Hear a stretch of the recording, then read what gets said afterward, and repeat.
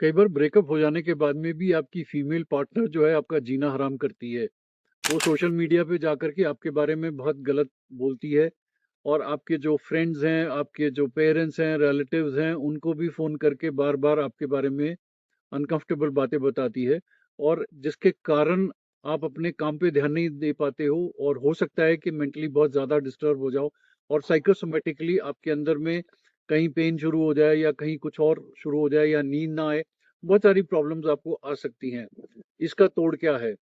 सबसे पहली बात, आपको उसके बारे में इंफॉर्मेशन सीक करना बंद करना पड़ेगा। वो आप कैसे कर सकते हो?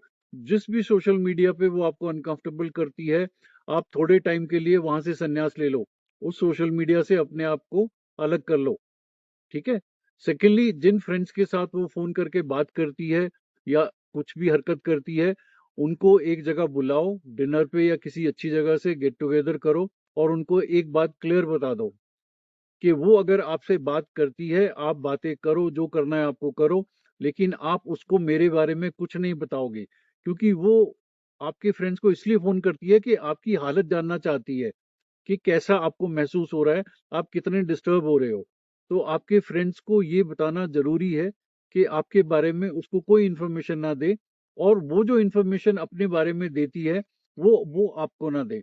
मतलब उस फीमेल के बारे में आपको कोई भी इन्फॉर्मेशन आपके फ्रेंड्स को नहीं देनी है, ना अपने रिलेटिव से कोई इन्फॉर्मेशन लेनी है। और अगर कोई आपको फ़ोन करके उस फीमेल के बारे में बात करता है, तो उसको एक शट अप कॉल देनी बहुत ज़रूरी है कि मैं अपनी लाइफ़ में बिज़ी हूँ, मैं अपनी देखभाल कर रहा हूँ और मुझे उसके बारे में कोई इन्फॉर्मेशन नहीं चाहिए। फिर अपने आप को ठीक रखने के लिए आपको थोड़ा-सा फिज़िकल एक्सरसाइज करनी पड़ेगी और विग्रस वाली करनी पड़ेगी। ये मेडिटेशन और योगा के चक्कर में अपना नुकसान मत कर लेना, स्पेशली जब आप इस सिचुएशन में होते हो। You have to go out of breath. आपका साँस फूलना चाहिए क्योंकि उस फीमेल के बारे में सोच-सोच करके, उसकी हरकतों को देख करके व्हाट विल हैपन इज़ आप बहुत ज़्यादा कॉर्टिसोल रिलीज़ करोगे और जो आपकी हालत बहुत खराब कर देगा। उसका एंटीडोट क्या होता है? एंडोर्फिन। और एंडोर्फिन रिलीज होंगे when you go out of breath and when you sweat. तो या तो बहुत फास्ट गेम बैडमिंटन की खेलो, किक बॉक्सिंग करो या स्प्रिंट्स लगाओ, ठीक है? Third thing very important is you have to get into nature. अब नेचर में नंगे पांव आप जमीन पे चल सकते हो, पेड़ के पास बैठ सकते हो, पानी के पास जाकर के बैठ सकते हो।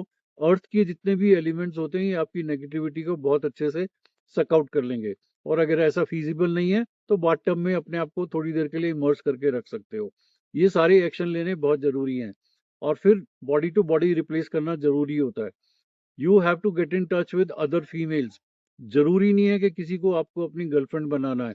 आप एक फीमेल ट्रेनर ले सकते हो जो आपको कोई गेम सिखा दे या किसी और स्किल को पकड़ना शुरू कर दो और वहां पे फीमेल ट्रेनर को ले लो।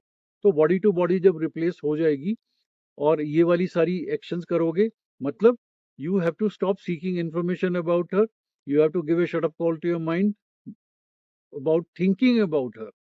सबसे ज़्यादा प्रॉब्लम ये होती है कि उस वक़्त आपका मन करता है, मैं उसी के बारे में सोचूँ, मुझसे कोई बात करे तो उसी के बारे में करे। ये सब चीज़ें आपको अपने मन में अपने मन को ये ताकीद देनी बहुत ज़रूरी है कि I am not getting involved with her, okay? और अगर गलती से आपने सोशल मीडिया पे उसको चेक कर लिया या आप के मन में उसके थॉट्स फिर से आने लग पड़े, so don't feel guilty about it. अगर आ गए हैं, आप पहलवान नहीं हो भैया, ह्यूमन बीइंग हो, आ गए उसके थॉट्स, बट अपने आप को गिल्टी नहीं फील करो। गिल्टी अगर फील करवाओगे तो मन आपका पलट के मारेगा और बहुत दबा करके आपके मन में उसके जो है थॉट्स डालेगा, ठीक है? इसके अलावा एक चीज और है, you have to develop a hatred way for her. जो जो उसने आपके साथ गलत किया, जब जब आप ह्यूमिलेट हुए, जो जो उसने आपका नुकसान किया, उन सारी चीजों को रिकॉल करके एक पोटली बांध लो अपने दिमाग में। इससे उसके लिए आपके अंदर हेट्रेड डेवलप हो जाएगी और जैसी हेट्रेड डेवलप कर लोगे, आपको उसकी हरकतों से और उससे निजात मिल जाएगी। अब कई लोग क्या होते हैं, they are still in love with the person. वो उसके लिए हेट्रेड डेवलप कर ही नहीं पाते हैं, उनको अभी भी लगता है कि शायद सब कुछ ठीक हो जाएगा। तो उसका मैं आपको एक तोड़ देता हूँ। एक कागज लो और उसमें वो सारी एक्टिविटीज फ्रॉम डे वन, जब से आप उससे मिले थे और जब तक आपने उसको छोड़ा था, उस दौरान जब जब उसने आपको अनकंफर्टेबल किया है, वो सारी एक्टिविटीज को पेन डाउन कर लो और फिर उस कागज को फोल्ड करके एक ऐसी जगह पे चिपका दो जहां आपकी नजर आते जाते पड़ती रहे। और ये थोड़े दिन के लिए रखना वहाँ कागज, मतलब may be for a couple of weeks, उसके बाद इस कागज को भी फेंक देना। ये सारी चीजें अगर आप करोगे तो आपको बहुत जल्दी उससे छुटकारा मिल जाएगा। नहीं तो वो जो डैमेज उसने आपके साथ रहते हुए की है वो तो डैमेज कुछ नहीं है, लेकिन जाने के बाद वो जो डैमेज कर रही है ना, वो बहुत लॉन्ग लॉन्ग लास्टिंग डैमेज होगी और बहुत अनकंफर्टेबल हो जाओगे अपने काम से, बहुत अनकंफर्टेबल हो जाओगे, आने वाले रिलेशनशिप को एंजॉय नहीं कर पाओगे, बहुत मुश्किल लाइफ होने वाली है। तो जो जो चीजें मैंने बताई है इस रील को चाहे दोबारा से देख लो, and put these things into action if you really want to get rid of her. Okay, बहुत बढ़िया लाइफ है यार। तब तक जो है ना मजनू बन के घूमते रहोगे, चली गई है वो, एक्सेप्टेड। Okay, take care.